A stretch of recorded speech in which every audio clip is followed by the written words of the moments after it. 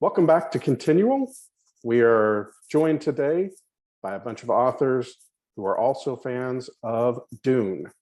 So before we get started, let's go around and have everyone introduce themselves. I'll go ahead and start with you, Samantha. Hi there, I'm Samantha Bryant. I am best known for my menopausal superhero series, but I like to read a huge variety of science fiction and fantasy, and in short form, I write a variety as well. Nice to be here. Perfect. Patrick. Hey, I'm Patrick Dugan. I am the author of the Darkest Storm trilogy and the Watchers of Asteria series through Distracted Dragon Press. Elektra. I'm Elektra Hammond. I'm a writer and editor, and I've been a fan of Dune since I picked up the first book when I was 15. All right, Misty. I am Misty Massey. I'm the author of the Mad Kestrel series of pirate adventures on the high seas with magic. I'm also an editor, a copy editor for Falstaff Books. I'm an acquisitions editor for Lore Seekers Press. If you're looking for a home for your submission, send it to me at loreseekerspress.com. And I'm also a nearly lifelong fan of Dune. So, all right, Jim. I'm Jim Nettles. I write science fiction, urban fantasy, bit of horror, bit of this, that, and the other, and nonfiction as well. And of course, I'm frequently stuck behind the camera here at ConTinual. They occasionally let me out to play. All right, and finally, Wendy. Hi, I'm Wendy Van Camp. I'm an author, a speculative poet, an illustrator, and I'm the editor for Dimension Fold Publishing. We have a poetry anthology for speculative poetry that's an annual, and we're actually currently in a call for that. Deadline is March 1st. If you are a speculative poet, please consider submitting to us. The email is wendy@dimensionfold.com. But I do a lot of other things. I write book reviews. I have written a review on the book Dune in the past, and it is a personal favorite of mine. So when I realized I could come and chat about it with a bunch of fellow geeks, I went, yes, I am there. So hello, everyone. All right, perfect. So of course, we'll start off with the quintessential question, your first introduction to Dune. Who wants to start? I'll go. All right. I was a junior in high school, and I had a huge crush. I was reading science fiction and fantasy on my own anyway, but I had a huge crush on a senior boy. And he would come into the library during his lunch period, which was the period I was working in the library. You know how students had to work in the library back in the day? Well, I was working in the library, and he would come in, and one day he was reading this book. And so I looked and I said, that looks like science fiction. I will go and speak to him, and because I have this crush on him. And so I went over and I asked him what he was reading, and he let me hold it and read the back. And I said, wow, may I read this when you're done? This sounds really good. And he said, I don't know. Do you take care of your books? You don't crack the spines or anything. I said, I would never. So he lent me the book when he was done, and I read it and was thoroughly taken in by the whole story, by the whole world. And even though I am no longer in love with that boy, Judge Chamberlain, wherever you are, thank you for introducing me to Dune. Who wants to go next? Now, the funny thing is, I was also in junior high when I first read Dune. However, I did not have a young man I was interested in. I just found it on the shelves. I had recently just discovered science fiction. I guess I was about, maybe 14, 15 years old when I first started reading. I would read Annie McCaffrey, Heinlein Juveniles, Asimov, Clark, all those. At least they were all well stocked at the time. And of course, Frank Herbert's Dune was one of the books included. So as I was going along, I just picked it up one day, go, oh, this is another, it looks interesting. I love the sandworm on the cover. I went, ooh, this is really kind of cool. And I just fell in love with the book. It was so much deeper than many of the books that I was reading at the time. And at that age, a lot of books are more YA in nature. This was definitely an adult's book. And the author was actually from my local area. He was from the Pacific Northwest, where I was living at the time. And I just became fascinated by Frank Herbert and studied about his life and his influences of the book. And I went on, of course, to read more of the books. I haven't read the whole series, sadly. I've only really gotten as far as God Emperor of Dune. And but those books, the first couple of them, I think, are the ones, if you're going to attempt Dune, should read those first 4 or 5 books. And after that point, you can make a determination. But yeah, it was just one of those books that left such a lasting impression on me that I never forgot it. I've reread it a couple of times down through the years. And of course, I love the movies. I own all the DVDs of the movies. So it's just a great experience. I think I actually saw the movie before I read the book. The older one. Obviously, I'm not quite Lynch. that. The 84 one. Yeah, the Lynch. Lynch. Yeah, the 1984. If I can remember correctly, I think just a group of us got our parents to drop us off and let us go see it because it's 1984. So I would have only been about 13 or 14 years old. And I remember that I both loved it and found it so confusing. Like I felt like I've missed something. I don't quite understand the story. And so after I saw the movie, I was talking to my Uncle John. My Uncle John is my mother's youngest brother. He's only 8 years older than me.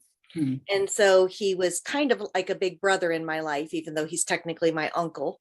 And he passed me a lot of my early sci-fi and fantasy kind of reading.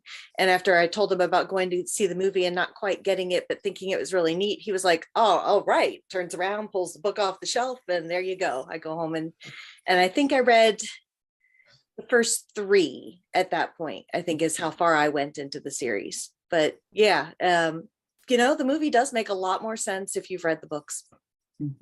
Even the David Lynch. Yeah, I think that was my thing because I got it for Christmas and I keep trying to go back and calculate, but I think it was I was 10 years old when I got it for Christmas. And so I got it, blew through it and kept going. Because I read a lot and I blew through the first 3 and it's like, okay, great. And went back on to whatever else I was blowing through and reading at the time. And then the movie came out. I was like, okay, great. Let me go watch it. And all of a sudden it was like, wait a minute. And I realized the number of things that I did not get at even just a couple of years older in age when I read it, because I read it probably a little too young, but the number of things that I didn't necessarily get. And I was like, oh, now I got to go rewatch this or reread it. So I went, saw the film, then went back and reread it. And probably about every 5 or 6 years or so, I'll pull it out and go back through and reread the series. But so I've seen it. I've written a number of pieces about it, all that sort of stuff. So it's a fun one. All right. Patrick, Elektra. So I'm going to give away my age if the gray hair doesn't already do it. I got my first copy of Dune from the Science Fiction Book Club way back when I was, I think I was a freshman in high school. And my dad was like, oh, you like reading sci-fi? Here. So I got the whole book and went through it and I saw the giant sandworm and I was like, I got to read that. So that was where I started. And I think I read the first 3 as well. All right. Spinner at the drugstore. I'm pretty sure when it first came out. I've read the first 4 and a couple of the ones that Kevin J. Anderson and Brian Herbert wrote. And I proofread Navigators of Dune for Tor. And I've read some of the bits and pieces of them. All right. So my next question is, how much influence do you think Dune, which was made he wrote it in 1965, how much influence has Dune had on modern science fiction? Mm. A ton. I did a poll of if you could live in a fictional world on my newsletter, and actually the majority of people said Arrakis. And I was like, are you crazy? But I mean, it just resonates with people. They love it's so in depth, and it's so many levels. There's politics, there's religion, there's magic, there's, the spices, kind of all things to everyone. I think it opened up the genre to actually be more, if you can use the term, reality-based science fiction.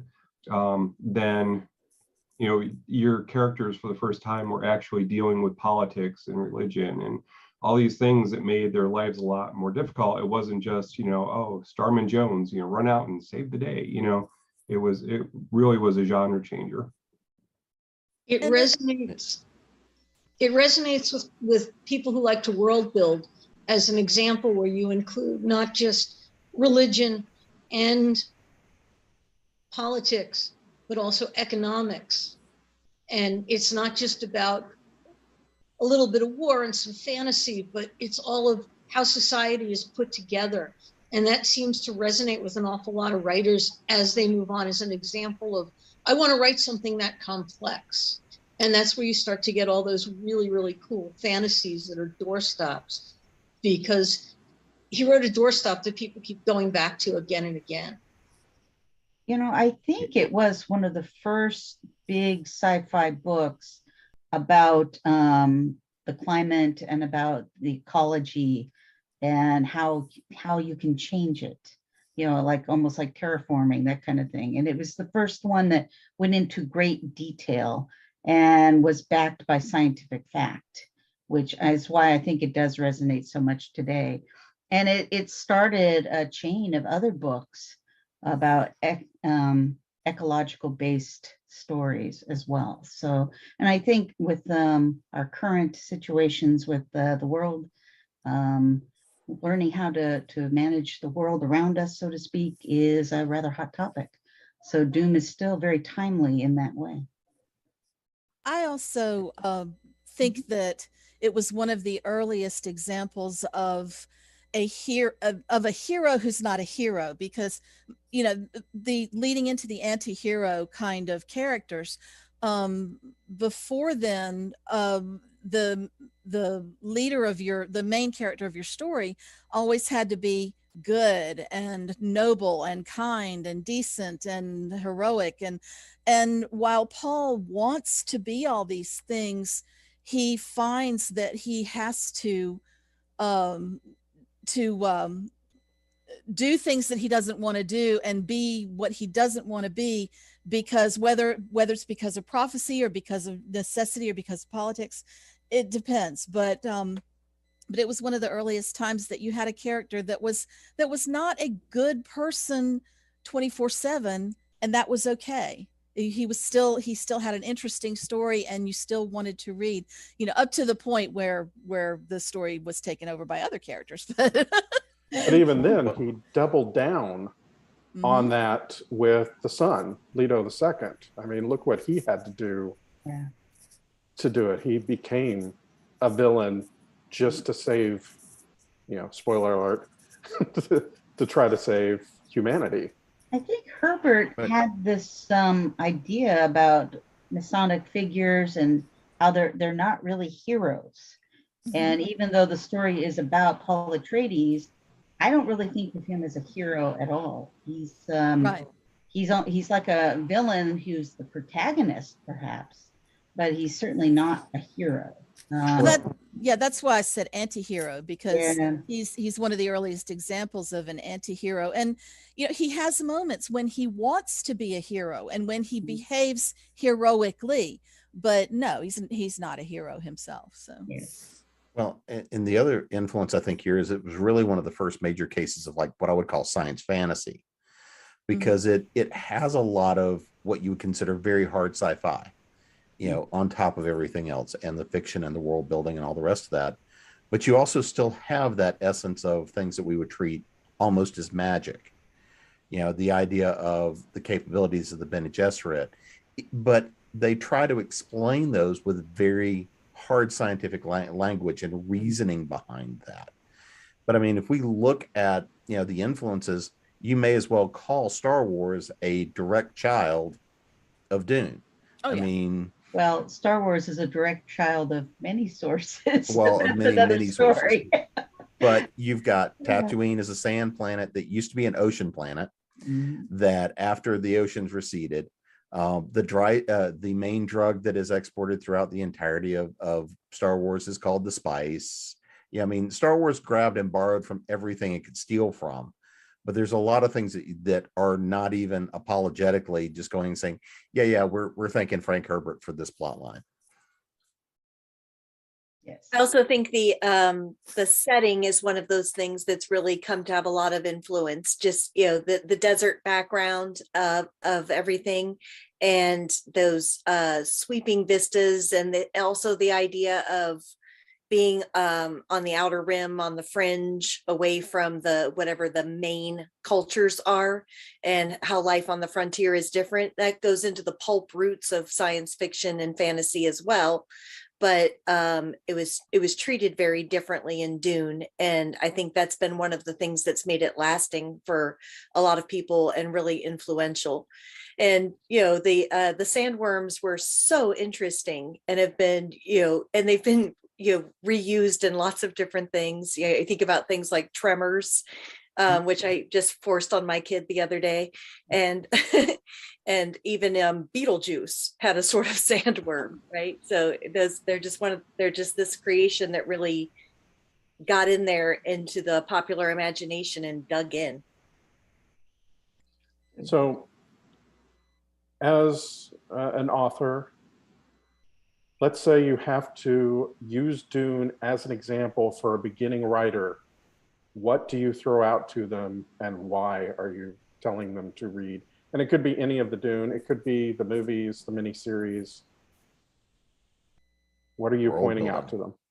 I mean, that's world building. Mm. And characterization too. I mean, it's strong in pretty much every category of writing. It's that, which is why it's such a great classic. But I actually really enjoy the different personality types and how they've been used in the story, the arcs that pretty much every character goes through, and the call to the larger concepts of how people are made. I mean, I really think Frank Herbert felt that feudalism was a natural state of how humanity organized itself, and he used that concept as a cornerstone of a lot of the cultures that he built up. It's really fascinating what he does. But yeah, the world building too. I agree with Jim on that as well. It's really remarkable. Anything else? The world building is so amazing in the series that I that really would be my first call to if I was telling somebody to read it. Although it would really depend on the writer I was talking to too, because there a lot of people have not read or have not found the joy of big, thick, expansive science fiction of this nature these days. And so if it was somebody very young, say right out of college or something, that was wanting to write urban fantasy and that's all they'd read, I might not necessarily say read Dune, but I'd tell them definitely watch the new movie and then read the book, so that they'd have a little bit of a cushion underneath them for when they dove in. Because it's not an easy book. It's a wonderful book, but it's not an easy book. And that would be the reason I'd be concerned about the newbie writer, going and saying, go read this, and then thinking, this is what I have to try to write. No. Right. Well, it's mean, like it's- telling a young painter to go look at a memoir and copy. Yeah. There's a couple more steps in between, but it certainly is a good read. So what can we say? All right. So which is your favorite adaptation? Because we've got the original Lynch movie, we've got the miniseries on the Sci-Fi Channel, and the sequel to that, and then of course the most recent one, half of the first book. This summer's Villeneuve movie is, I told people as soon as I saw it that this is the movie I have been waiting for since I was 17 years old. And I loved the Lynch version. It was fun, but it was a little too cartoony for me. I wanted something that would fully immerse me, and Denis Villeneuve finally did it, and I'm just so grateful. And my Blu-ray is on the way, and I can't wait. I think it's interesting because each one lends itself to a different reason why you could love it the best.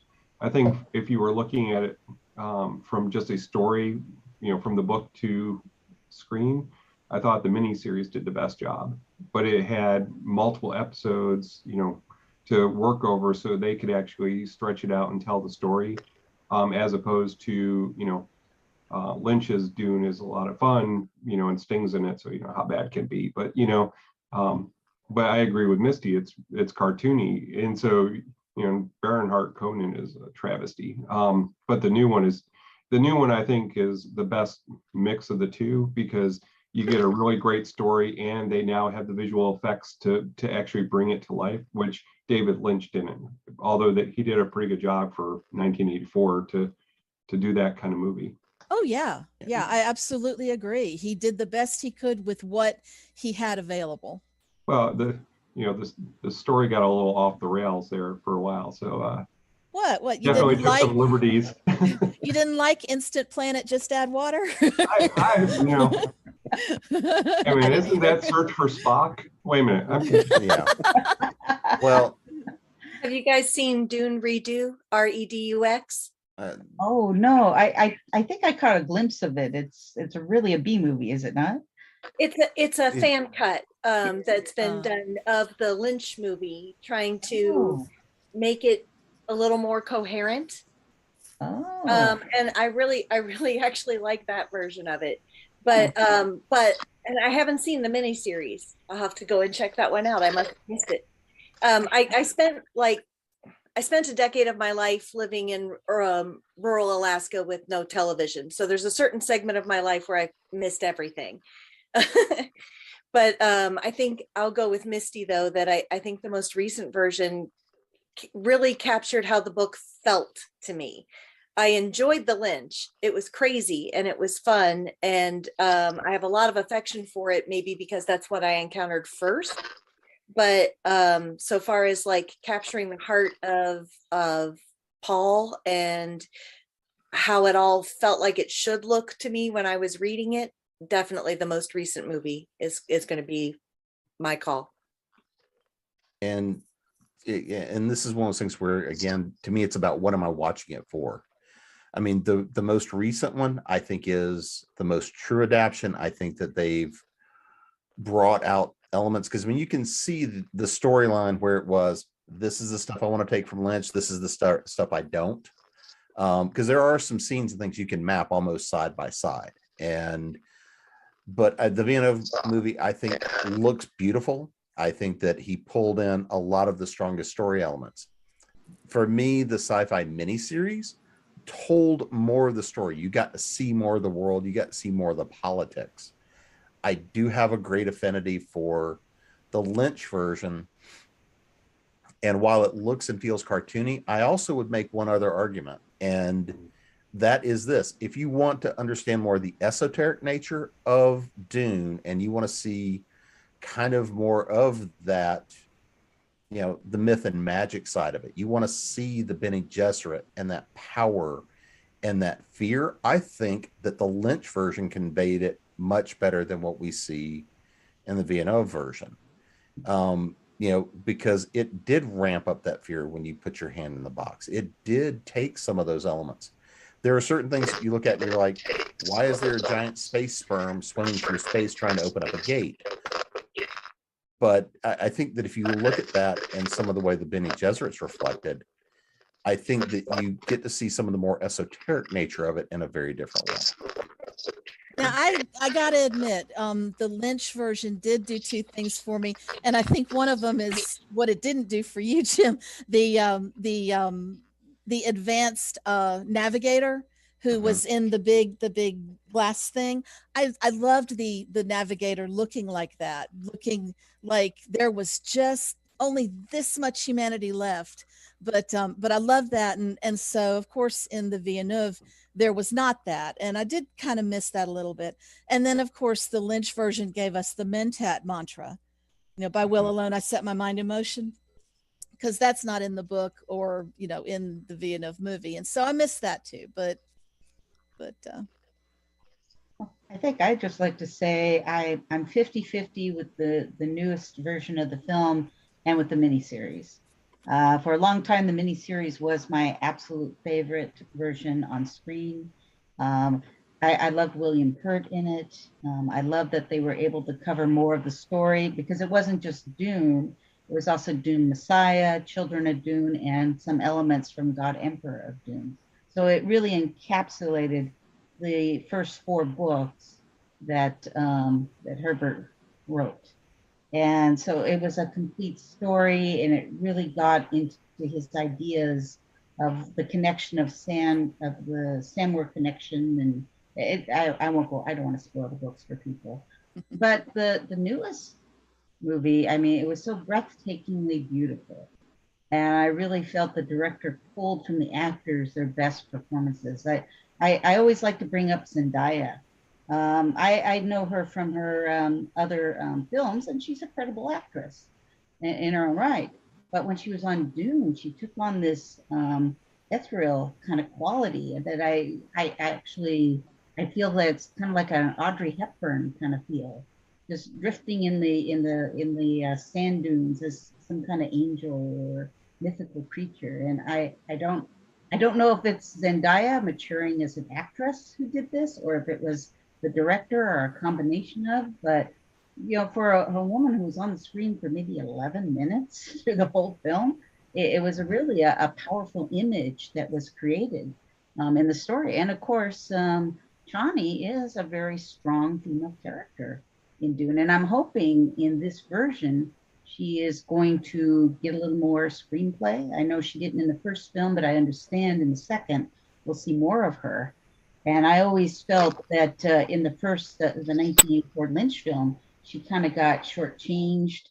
I mean, Sean Young did a credible job as an actress with the character, but I don't really feel that Chani really shone as she did in the books, in a sense. It was a little more patriarchal, or, well, anyway. But anyway, yes, I am 50-50 on the series and on the newest film. Now, when book, or where the second version comes out, and if it's of the quality of the first one, I think that's going to flip. I'm going to be in the new movie camp, but right now I'm still 50-50. Elektra? The movie critic piece of me. I used to write movie reviews, wants desperately to point out that both the Lynch version and the new Villeneuve version managed to assemble the most amazing cast. They got a pile of A-list stars to be in these movies. And it boggled my mind. And the miniseries managed to pull William Hurt in and a cast of virtual unknowns, and did a phenomenal job of making Dune a real place and stretching it out really, really well over time to really let us get to know the Sci-Fi Channel's version of Dune. I adore the miniseries, but I think once we get the second half of the Villeneuve movie, I think that's just going to be so epic, and the special effects have matured so much. And it always bothered me, the Lynch movie, was the whole weirding modules thing. So I think that new movie is just gonna blow everything away once we get the rest of it. Do But we you have any, can't, I'm sorry. everyone wants to be it. I'm just wondering from the group, is there any rumors that Devenu is going to do more than just Dune? Is he going to go on and do more of the books? Anyone heard any rumors about that? No, No? no. I think it's a I haven't question of heard how any much money it rumors. makes, but Yeah, it's Probably going precisely to. the answer. Yeah. Hmm. You know, it's going to depend. I mean, they didn't even guarantee that he would do the second installment of Dune until after the first movie came out and was successful. And then, you know, they announced that this summer that he would be working on it. So, you know, there's no guarantee. Hmm. Just thought I'd throw it out there. It's Hollywood. That's right. well, and Yeah, the I got other thing I'm worried about him, because I would like to see him do the others, is the fact that he's now going to go work on Rama. You know, the Rendezvous to Rama series. Is I wonder if it's Really? going to be the Yes. yeah. That's You know, right. so that's already signed and done. Is my worry is that he's going to go, okay, I've done Dune, now let me go do Rama, let me go find the next thing, instead of bringing the rest of that vision to life. But I'll still take just the second part of book one and see what they do. Yeah. Yeah, I got to panel with Kevin J. Anderson at Dragon. We had 450 people standing in line to listen to him talk and watch me go. But he was on NDA because I was like, "Are you working on the new movie?" He's like, "Yeah, don't ask me any questions. I can't answer." I was like, damn. Wow. So it was fun. Great guy. All right, so we've talked about all the great things that Frank Herbert has done or had done with the Dune series. And some of them we didn't even touch on. We talked a little bit about the history and the depth of it. Part of that, I think, comes from something I had never seen before reading Dune, of that completely fictional memoir of the princess that started every chapter. So somehow it was connected, but you're reading that going, I want to read that book. But and then between Children and God Emperor, that huge time jump seems like something that people could consider a misstep, but personally, I think it worked really well.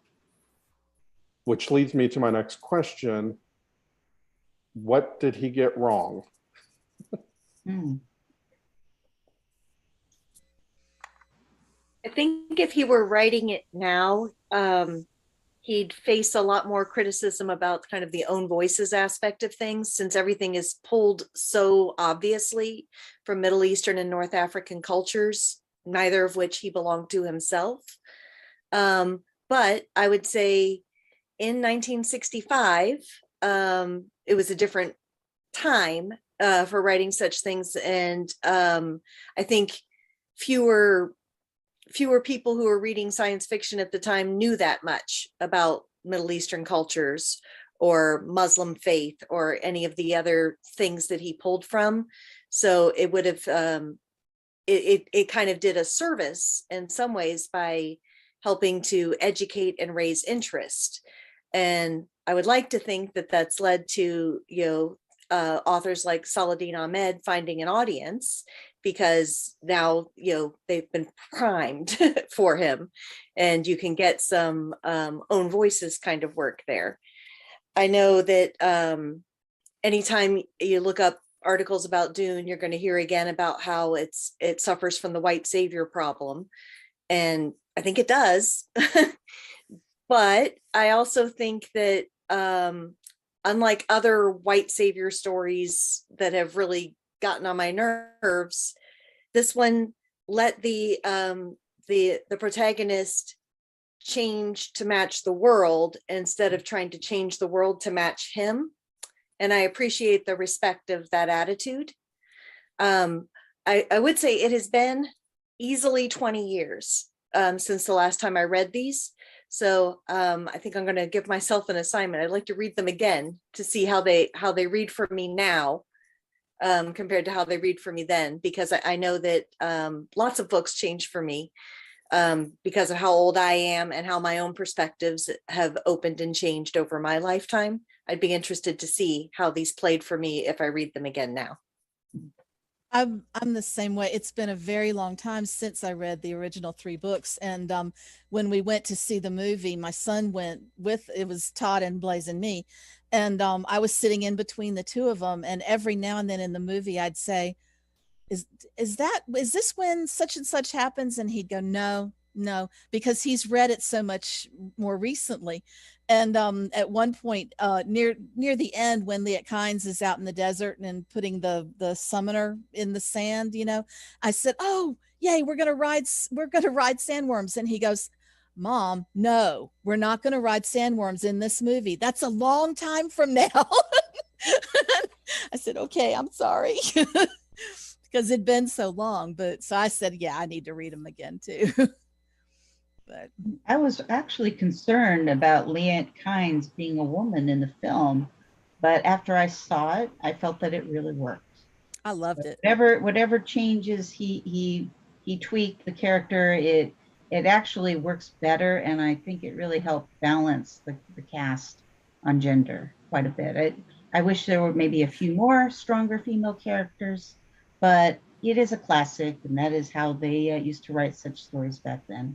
So I guess in my case, I'm making allowances. But the modern movie definitely took steps to bring in new faces and more inclusion. So that's always a positive. Yeah, I think the new film did a much better job of representing what we would expect to see in those peoples. I mean, you're not going to have a desert people that live out in the desert in the sun trying to fight that are, Sean Young pale. I mean, that's just not going to happen. And I think they did a much better job of representing what would be a galactic civilization, especially in the new film. The idea of Jason Momoa as Duncan Idaho, because Duncan Idaho is one of my favorite characters to me in the story. He is a larger than life person. So from that perspective, Jason Momoa is a perfect casting for that. However, they don't give him enough screen time before, spoiler alert. But anyway. That's okay. Spoiler alert. But when I look at the one concern I have about seeing an all-star studded cast like that is you will also get into that idea of the roles that some people have played or the people that they are. It's just I see this person on screen, so I know I'm going to get out of them. It's that coding that comes from Hollywood. And that's probably one of the biggest issues that I saw was, and again, this is an artifact of the time when it was made, where we used to see coding done where if the villain was going to be gay or the villain was, things like that where the villain was the other. And that's what we saw with Baron Harkonnen, especially in the 84 version. That's, things like that I think that they've done a much better job of reclaiming some of that kind of coding that we would have also seen, in mid 60s, 70s, and even into the 80s. And do you think that's why he used the Fremen as more of a, slightly veiled Middle Eastern, that they were other and alien? So the initial thought of the reader would have been, oh no, they must be the bad guys, until of course we find out they're different. They're not bad. Well, the Atreides came from a basically Europe water world, and they come to this sand world that is very different. So yeah, he did have to go with the most not Europe culture that he could come up with. And like you're saying, Wendy was saying at the time, or was it Samantha? Anyway, at the time, the Muslim cultures were not nearly as well recognized by white American audiences as they are now. And so that would have been I think it would either have been that or something Asian would have been Frank Herbert's go-to for something different. So. And that's basically what Heinlein did in a lot of his stories. That the villain was more Asian. Right. So Right. Well, I think at the time, though, with the Cold War and things like that, that's probably why he would pick the Asian motif for his villains. But Heinlein's very, where he's a visionary, of course, but in many ways, he's a little stuck in his times, too. He's problematic as all get out. Yeah, Let's not. I don't want to go there. That'll be another panel. But I think you have to look at the time when the book was written, because you can't, you cannot take today's morals and put it on something that was written in the middle of the 60s. It's not fair, because that, whether it's right or wrong overall, in the time that was written, and I think he actually did the service, kind of what Samantha was saying, was that, you think that the Fremen are the bad people, and then Paul and Jessica get out with them and realize, no, they're just trying to, be free, which I thought was a lot of parallel to the Vietnam War, where they were, where the Viet Cong actually went to Washington and said, look, help us, we want to kick the French out. And America said, your problem. And then we ended up with a war that we didn't want. So I think there's a lot of parallels to what was going on in civilization at the time that influenced how Frank Herbert wrote Dune. And I think that, especially for the time, I mean, there's a lot of really radical ideas in Dune, especially, you look at Shani, you look at Jessica, who is really the power behind the throne. You look at all these women and minority characters in these books, and they're actually represented as real characters, not just totems that, like, oh, well, they're different. Look at this. I mean, the Fremen have an entire civilization, hidden in the desert. And that's amazing. I think he did a great job for, for the time to be forward thinking. And in some ways, you can almost look at the Bene Gesserit as being the great villain in so many ways, because a lot of the time they're the power behind trying to steer to create the entire thing to happen, while at the same time going and saying, but no, you're not it. And I mean, if you read the material from the time, I mean, Herbert was definitely going and taking, because he was raised, he went through Jesuit training. He went to a Jesuit school. This was definitely him thumbing his nose at the Jesuits going, yeah, y'all are just a bunch of ladies in dresses. And I mean, I think there's some of that there too, that we see coming through the story and the storytelling is Frank Herbert basically pointing back at even the people he had gone through and the schools he'd gone through and the training he'd gone through, and going and saying, this is all a cluster. And so I think that's one of the things that we definitely see a lot of in there too. Elektra, you wanted to?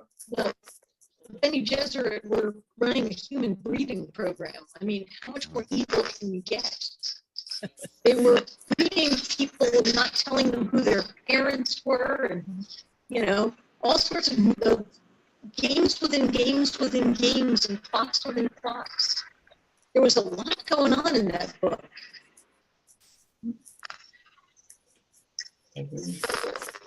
But Patrick was talking about a book being representative of the era it was written in. I definitely feel the Age of Aquarius stuff when I'm looking at Dune. The spice is so important because it's this really important mind-altering drug, not one that's going to melt your brain into goo, which is what a lot of mind-altering drugs actually do. But in the 60s, where we all thought, well, not we, I was not born in the 60s. I take no blame for this. But at least the interpretation of things that got to me as a child of the 70s was that in the 60s, people thought LSD was a valuable tool that would open you up to great experiences. And instead, everybody I know who's taken a lot of LSD is difficult to talk to because they're incoherent. So I think I definitely see Age of Aquarius in the spice drug attitudes in the book, and the reaction to eugenics. Yeah.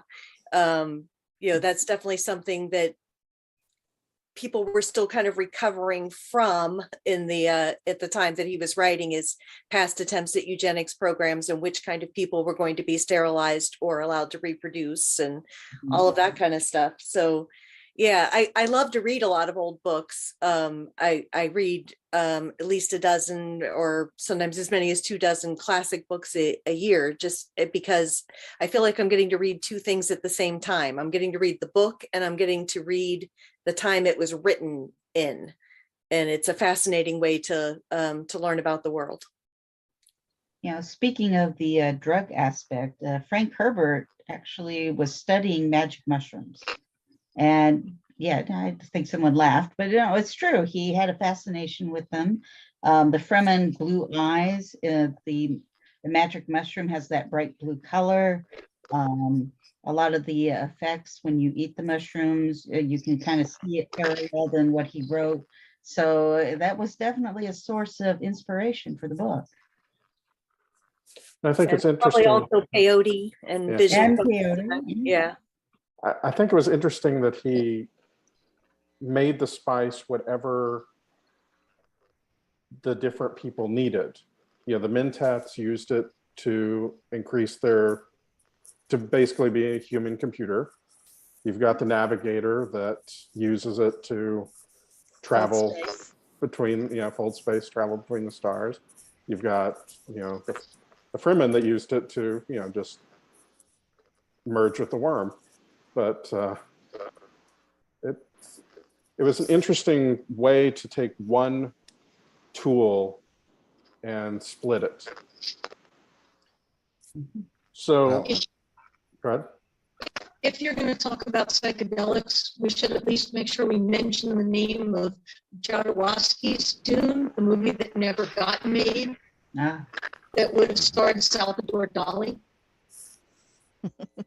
There's a documentary about it if anybody out there wants to look it up. It is absolutely insane.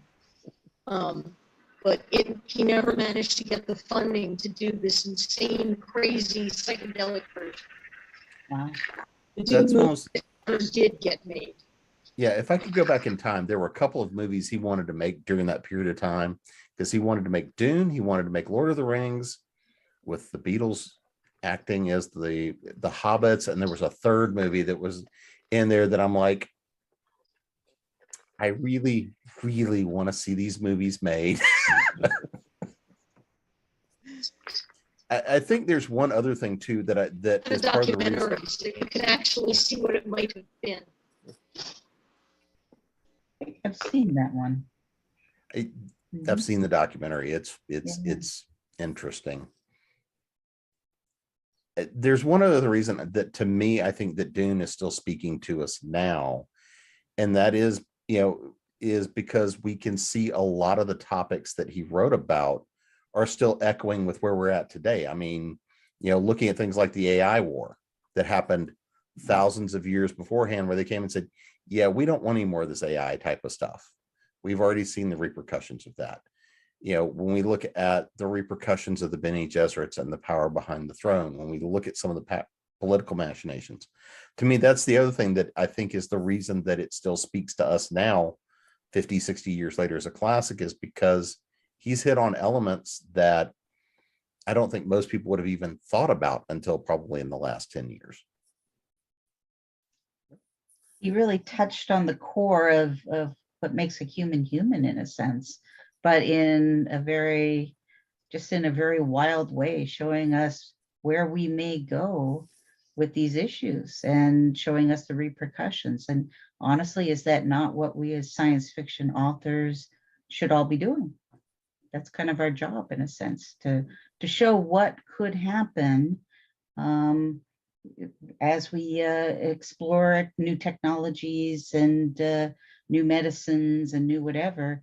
We're the ones that kind of figure out where it could go, good, bad, or indifferent, and let the population experience that in the book form first, and then it helps us guide us as a society as we go forward on how we deal with things. I mean, actually, a good example of that is Neuromancer, because that was explored the ideas of the cyber universe before there ever was an internet. And a lot of what we live with now can be mirrored in that book. And I honestly think it inspired some of what we live now. It's funny, that cycle of fiction and reality that seems to happen. And Dune is definitely one of those books that falls into that category too. So the original books, he wrote 6 of them in the space of 20 years until he passed in 86.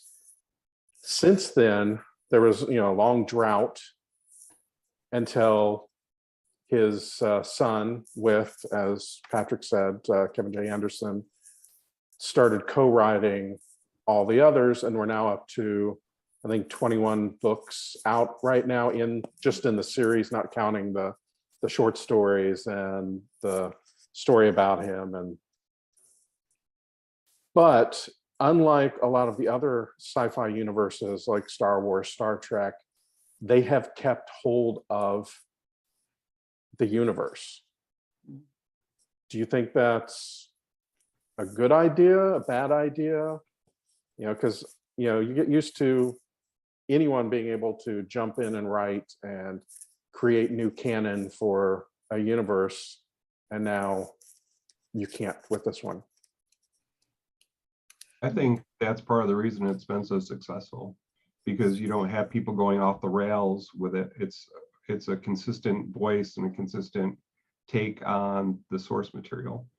So I think it has actually, because like with Star Wars, depending on who wrote the book, it could be anything. They're just all over the place. And then you have executives at Disney telling authors, this is how you have to write it.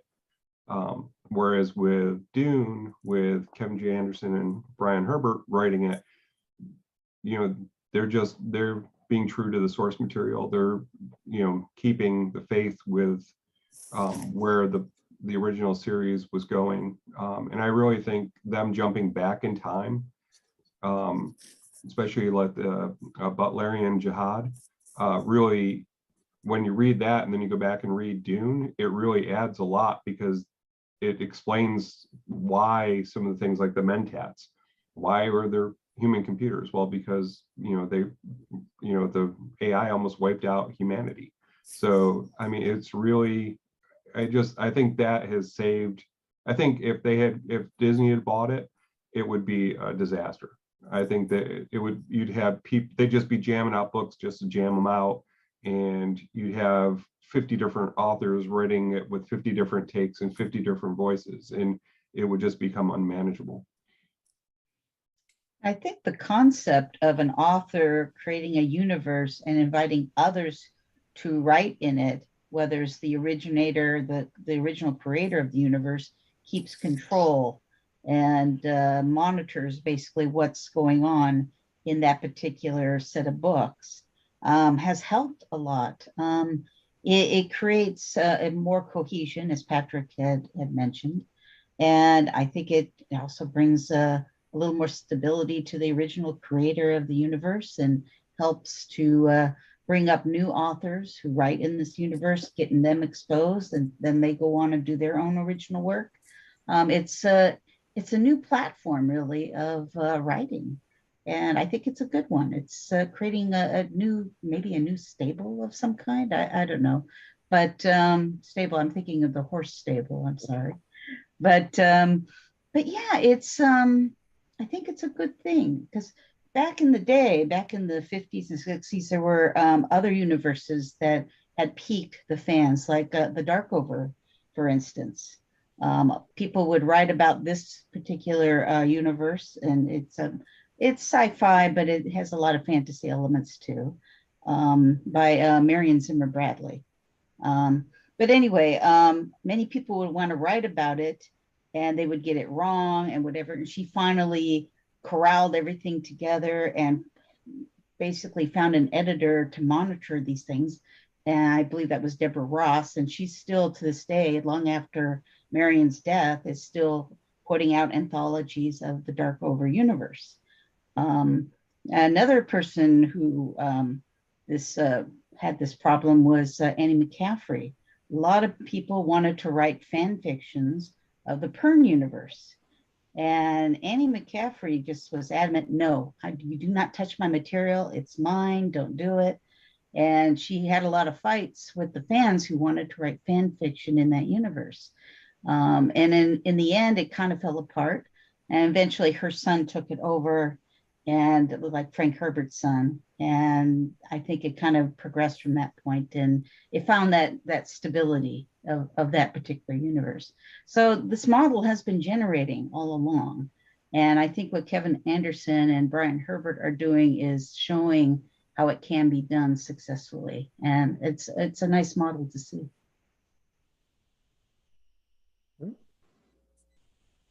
I think that will do it for us tonight. Before we go, though, I want to go around again, let everyone let us know where we can find you on the internet, and we'll go ahead again. Start with you, Samantha. Hello again and goodbye, I guess. I'm Samantha Bryant, and I am best known for the menopausal superhero series. My website is samanthabryant.com, or you can find me on Twitter or Instagram at Samantha B Writer, just the letter B in the middle, short for Bryant. So thank you. All right, Patrick.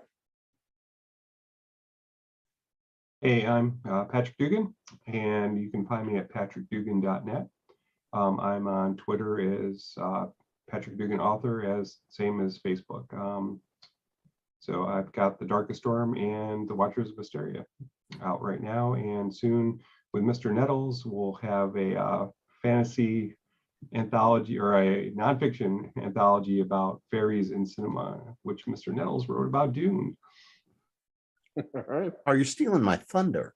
I'm giving you, this is the lead in. This is like the. All right. We'll go ahead and do Jim next then, just to give him that lead in. Oh, well, fine. I'll take the lead. Thank you, Mr. Dugan, for the lead in. You're always welcome.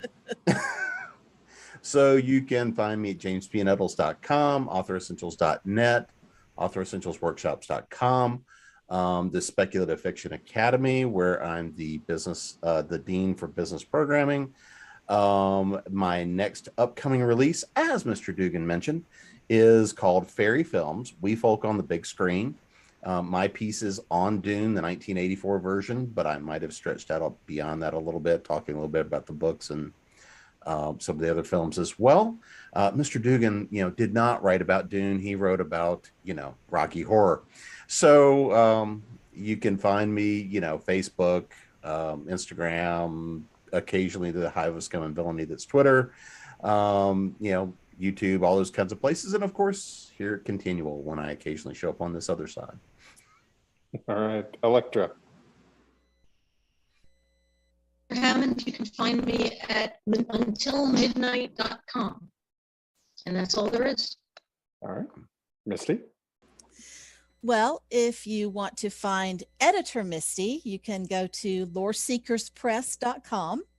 If you want to find writer Misty, you can go to mistymassey.com, or you can skip the line and go to Facebook or Twitter, where I am Misty Massey. How exciting is that? And if you want to find Silly Misty, you can listen to the Authors and Dragons sister podcast, Calamity Janes. I play Malibu, the sun-drenched but cheerful cleric. And you can find it on iTunes or Spotify or YouTube or wherever your podcasts are gathered from. So, all right. And finally, Wendy. Last but not least, hopefully. Anyway, I'm Wendy Van Camp. You can find me at nowastedink.com. You can find me at No Wasted Ink on Instagram. Strangely enough, my Twitter is W Van Camp. Sorry about that. I didn't brand properly on Twitter. But again, I am basically a speculative poet these days. My book, The Planets, which you see behind me, was nominated for the Elgin Award for Best Speculative Poetry Book of the Year twice. And I've recently been nominated for a pushcart for one of my poems too, which is quite exciting to me. So anyway, thank you all for coming, and we'll see you out there. Yep. And I do want to thank all of you for joining us, both watching and helping with this conversation. See you guys next time on ConTinual. Bye. Bye.